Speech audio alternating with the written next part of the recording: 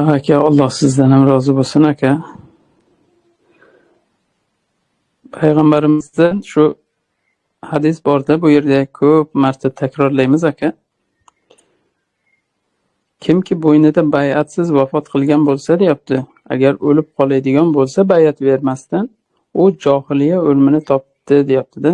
Johiliya o'limi bu nima desa aka, o'sha gunohkor holda islom kelmasdan oldingi vafot qilganlar qanaqa qilib vafot qilgan bo'lsa, o'shanaqa holatda vafot qilgan bo'ladi dedi-da. Endi mana bu hadis bizlarni, ya'ni bo'ynimizdagi bay'atni bermasak, ertaga Allohning huzurida yana o'shalar kabi gunohkor holda borishligimizni tushuntiryapti-da aka. Mana shunaqangi bo'lib qolmaslik uchun nima qilish kerak desa, hamma inson mana bu ishda bir tan bir jon bo'lib harakat qilish kerak. Mana bu islom hayotimizga kelmas ekan, islom qonunlari, ahkomlari bu hayotimizda tatbiq bo'lmas ekan, Alloh bizlardan hargiz rozi bo'lmaydi.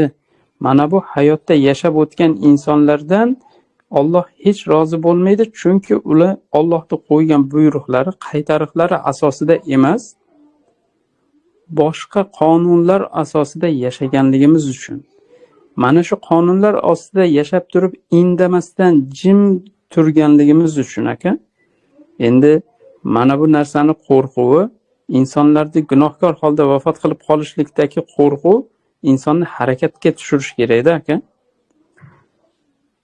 Bu islom davlatini qurib olishlik, xalifalikni qurib olishlik, bu mol mulklarda ko'payishligi, davlatda undagi adolati bilan hayotimiz yaxshi bo'lib ketishligi yoki boshqa narsalar emas. Bizlarda asl maqsadimiz nima desa, o'sha Allohning huzurida borganimizda biz uni qonunlari bilan yashagan, uni rozi bo'lgan hayotda yashadik deb borishlikda aka, ya'ni Allohning rizoligini topishlik. Balkim ertaga xalifalik, ya'ni islom davlati qurilganda oson bo'lmas. Bundan ham qattiq, bundan ham og'ir kunlar balkim o'tishi mumkin. Lekin bizlarda maqsadimiz nima desa, o'sha Allohni xohlagan, Allohning dini ustida, ya'ni islom qonunlari ostida yashashlikda aka. Bundagi musulmonlar qo'ldan keladigan, qiladigan ishi o'sha Rasululloh sallallohu alayhi vasallam davlatni qanday qilib qurib bergan bo'lsa, xuddi o'sha yo'lda, ya'ni og'ishmasdan, undan boshqa yerga burilmasdan aka, chalg'imasdan o'shanda davom etishlik, sobit turishlikda inshaalloh.